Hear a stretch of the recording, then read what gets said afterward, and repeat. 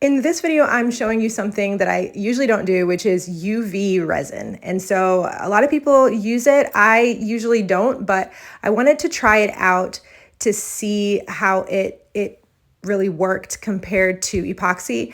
And I'm just making a little charm keychain for my daughter's friend. And so I've mixed up the glitter into the resin and cured it with this little light that I have, and I'm applying a vinyl V because her name starts with V, and then I'm going to seal it off with another layer of the UV resin and cure it.